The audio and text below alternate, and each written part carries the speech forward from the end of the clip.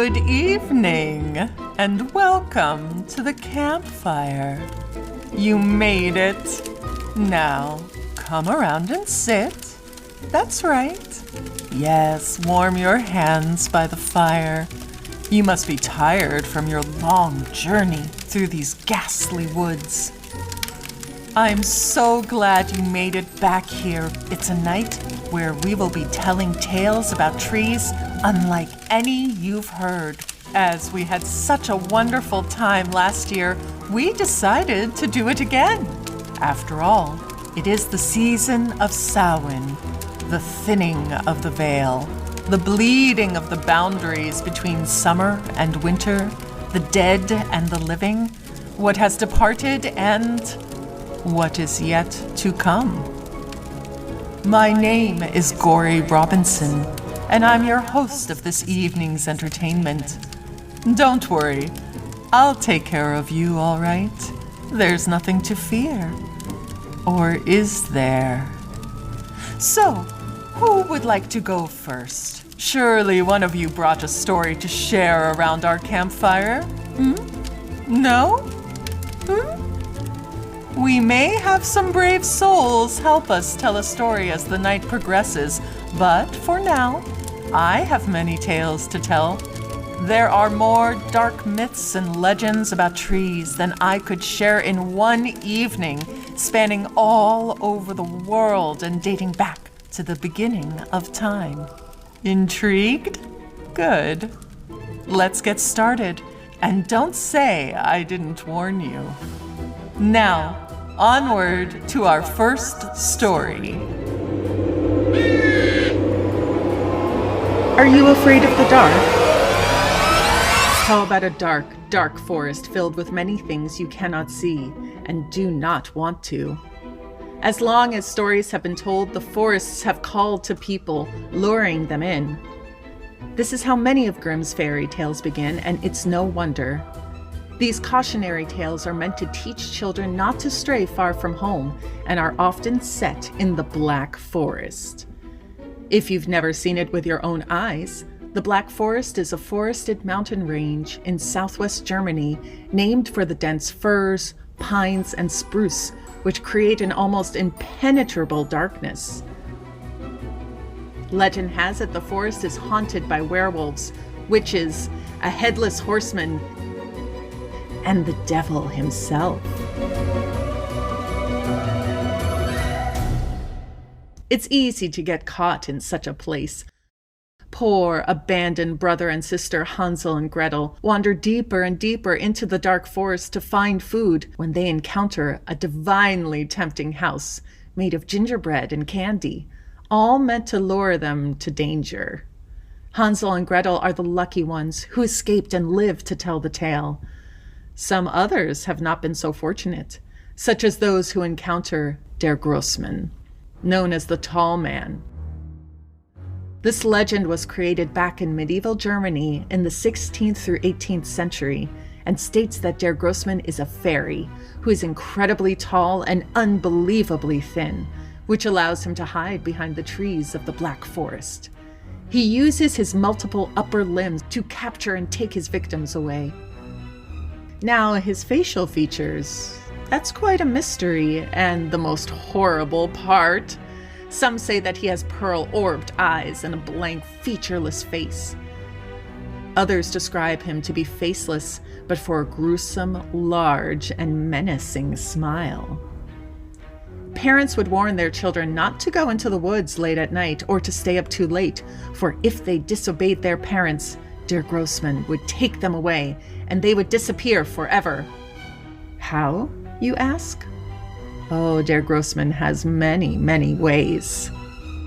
First, the children that do go to the forest late at night get chased by Der Grossmann.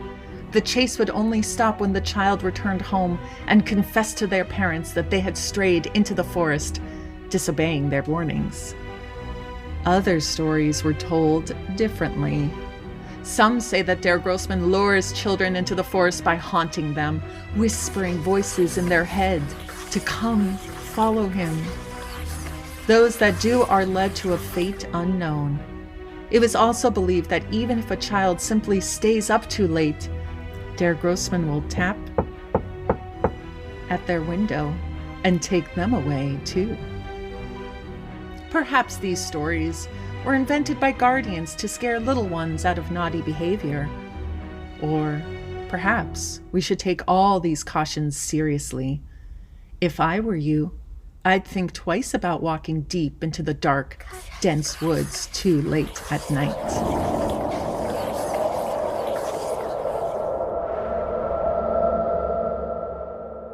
This reminds me of another forest, not too far from the Black Forest. This one is in Ireland, land of the fairy tree.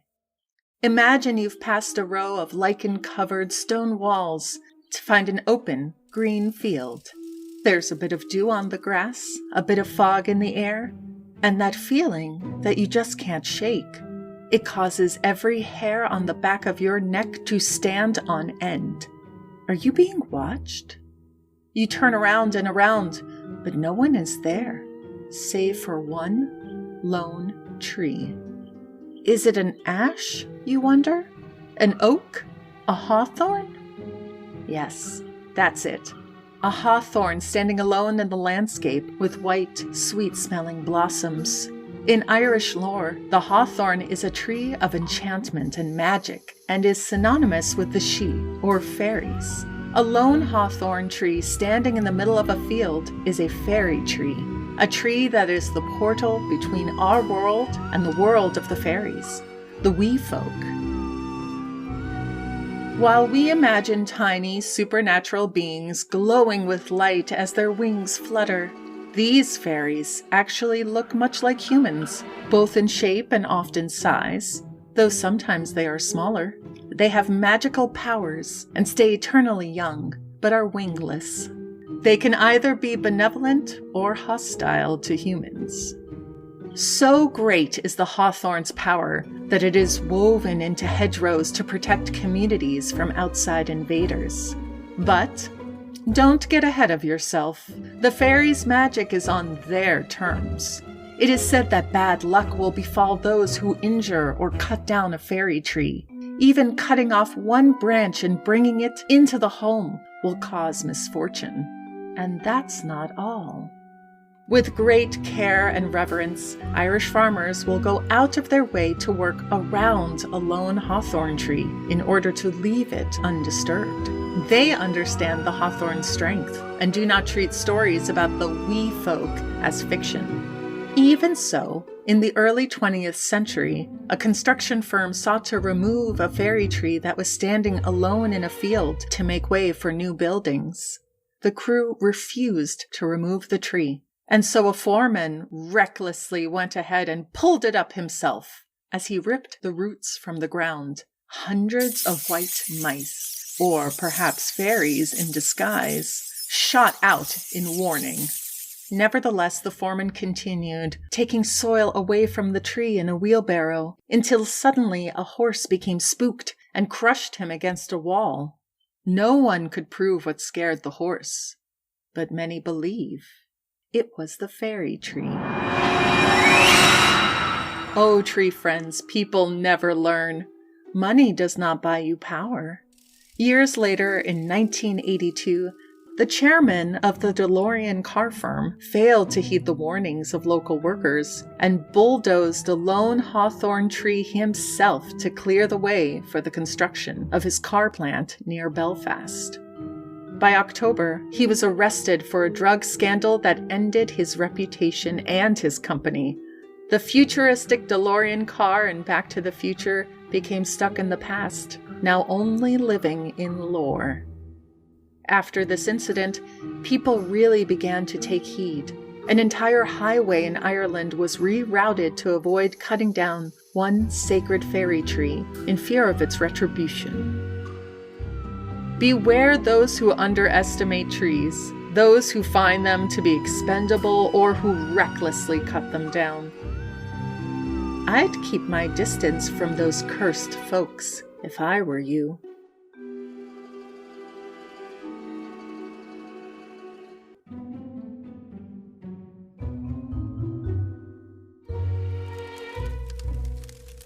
So far, I've told you stories which take place in Europe. Now, let's extend farther across the world. Here are the stories of the Japanese tree spirits, the Kodama. If no tree has fallen in the forest, yet you hear the echoes of a fallen tree throughout a forest, mountain, or valley, what you are actually hearing are the cries of the cut-down Kodama, Japanese tree spirits. In ancient times, Kodama were said to be nature deities. Many believe that these spirits are nimble, able to move from tree to tree, forest to forest, and even mountain to mountain. They are said to take on the appearance of atmospheric ghost lights or of beasts, and there is even a story where a Kodama falls in love with a human and so takes on the form of a human itself. More often, however, its outer appearance looks like any ordinary tree, but there is nothing ordinary about them. A tree must grow very old for its soul to transform into a Kodama. The tree and its spirit are intrinsically linked. If one is hurt or dies, the other cannot live on. That is why the knowledge of which trees have spirits living in them is passed down over generations, so that the trees are protected by marking the Kodama with shimenava, lengths of laid rice straw or hemp rope used for ritual purification in the Shinto religion. Those who make the mistake of cutting down the Kodama, the linked spirit and the tree, without praying to them first, are cursed. What exactly happens if you wound a tree with a Kodama living in them? Legend has it that when the old trees are cut, thick blood oozes out, dripping down the bark.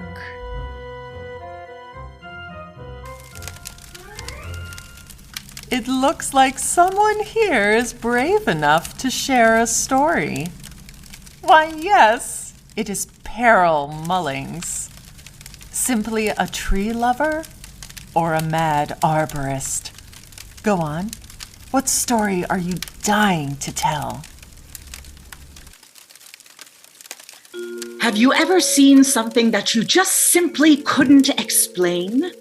Here is the story of the coastal ghost trees. Ghosts are some of the most popular characters of this season. From people dressing up to the spooky tales that are told late at night, they seem to be everywhere during this month. But have you ever heard of the ghost trees that a lucky few have been fortunate to see and live to tell the tale? The coast redwood is known for being one of the largest and tallest trees on Earth and is found on the Pacific coast of the United States. Yet, it has a secret mystery that very few have ever seen. Imagine this magnificent redwood, but with white needles, as though it were spray painted. This rare sight is called the albino redwood. Known as a delayed mutation or simply a deficiency of chlorophyll, these trees' needles lack green pigment. Without chlorophyll, albino redwoods are not able to make food via light from photosynthesis. In order to survive, the ghost trees take advantage of their shared root systems and siphon off nutrients from nearby healthy redwoods. So, I wonder, are they ghosts or vampires? What causes this phenomenon, you may ask? While it is not known for sure, some scientists propose UV light exposure or perhaps too much human interaction. Alas, we can love a tree to death. And one eager scientist surmises that the answer lies in the tree's symbiotic relationship. The albino needles are saturated with a deadly cocktail of cadmium, copper, and nickel. In short, the ghost trees are sucking heavy metals from the ground and saving their brethren from this poison in exchange for the sugar they need to survive. These phantom trees need to be protected by both scientists and tree lovers, for well-meaning humans may inadvertently trample their roots, breaking the connection from tree to tree, as well as their ability to pump water. The ghost trees of the forest are clinging to life, eternally ephemeral as they struggle for existence. Can we learn enough to save them in time? That remains a mystery. So, very few have seen these ghostly trees. The lucky ones have quite a frightful tale to tell. Thank you, Peril. You've given us much to think about. Here's a story for the skeptics, realists, and history lovers. The Tale of the Terrifying Tulip Tree. Maybe it doesn't sound scary, but this one might make you lose your head. I take you now to 1790 to a Dutch settlement, a small glen in Tarrytown, New York, otherwise known as Sleepy Hollow. This is where an unfortunate rider mounted his horse, but never arrived at his destination. Perhaps you've heard about poor Ichabod Crane and his final ride? Even before he meets the terrifying headless horseman, his fateful journey turns ghostly when he comes across a tree. Not just any tree, though. Washington Irving tells us through Ichabod Crane's narrative. All of the stories of ghosts and goblins that he had heard in the afternoon now came crowding upon his recollection. The night grew darker and darker. The stars seemed to sink deeper in the sky, and driving clouds occasionally hid them from his sight. He had never felt so lonely and dismal. He was, moreover, approaching the very place where many of the scenes of the ghost stories had been laid. In the center of the road stood an enormous tulip tree, which towered like a giant above all the other trees of the neighborhood and formed a kind of landmark. Its limbs were gnarled and fantastic, large enough to form trunks for ordinary trees, twisting down almost to the earth and rising again into the air. It was connected with the tragical story of the unfortunate Andre, who had been taken prisoner hard by, and was universally known by the name of Major Andre's Tree.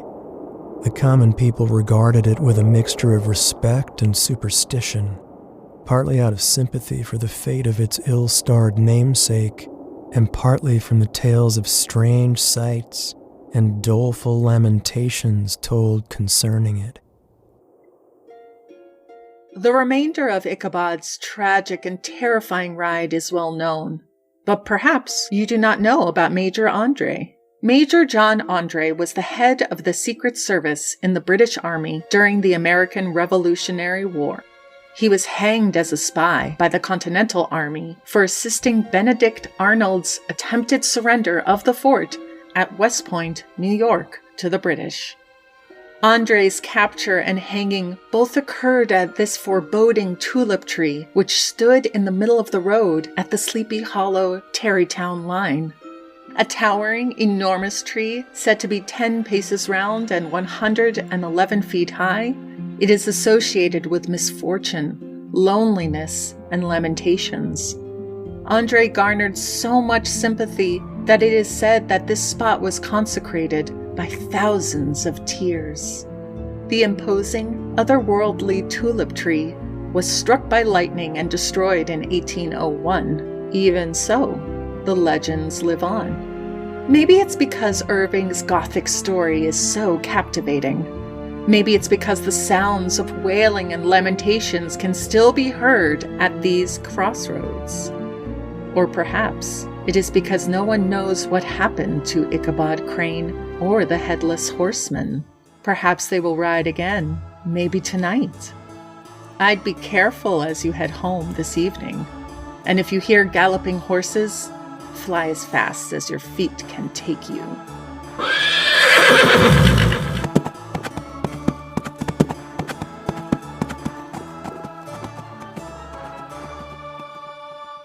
Trees are mysterious. They are powerful. Oh, you still don't believe me? Well then, you underestimate the strength of a tree. So I will share with you the darkest, most horrible story of them all. Here is the tale of the secretive Salem tree. Surely you've heard about the witch trials in Salem, Massachusetts in 1692. Well, the spirit of superstition lives on there. Many years ago, a young woman wound her way to the historic haunted town with a little camera in hand. Not the kinds we have now on our phones. This was an older, second-hand manual piece, the kind where you wind the film in it and develop it later without knowing how it will look, all the while hoping you've completely captured the essence of the image. She arrived at her destination in Salem, Massachusetts, just blocks from the sea, a dark red house with many windows. It may look like any other house, but it was the birthplace of author Nathaniel Hawthorne, who wrote The Scarlet Letter and The House of the Seven Gables. The young woman had time before the tour began and wandered the property.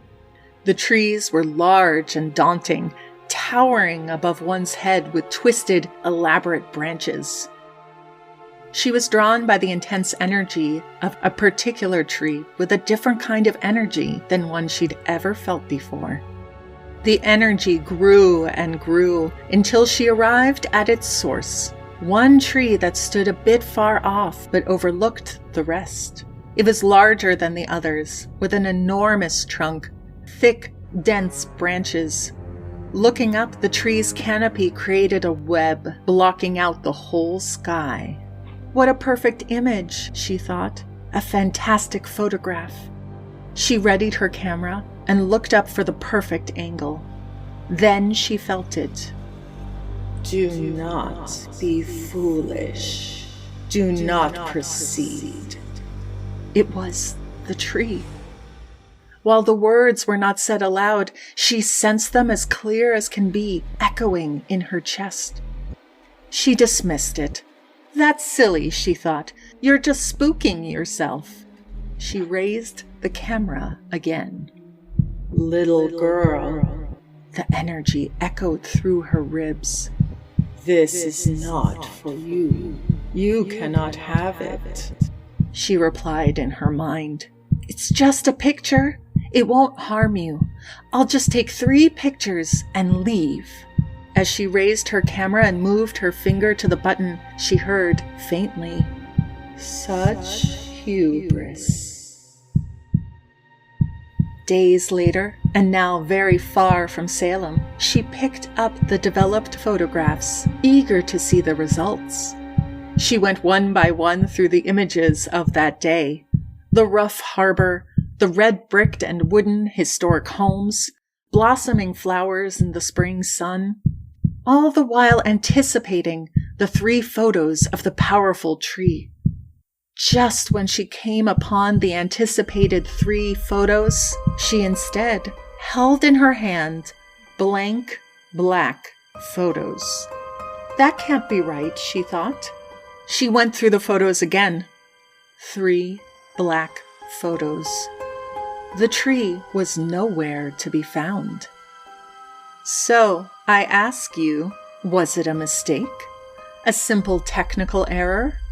Or was the power of the tree stronger than the foolish woman and her camera? Perhaps it is a cautionary tale to look with your eyes and stop trying to hold on to that which isn't yours. The thought of it all still haunts her to this day. I still look at the black photos and wonder. Oh, I'm sure you've guessed it. The young woman was me.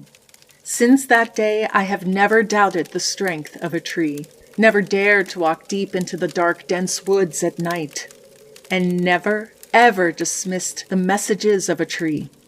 From someone who knows, I advise you to do the same. Our fire is nothing but embers now, and so it is time to depart.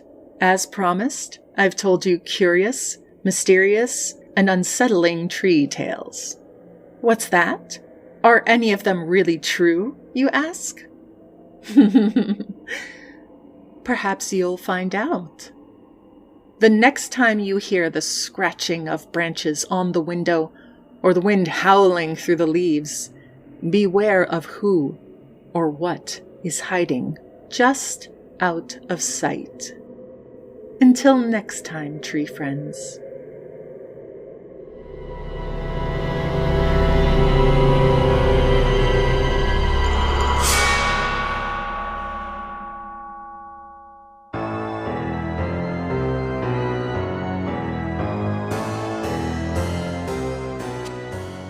If you've stayed with us this far, tree friends, you are very brave indeed.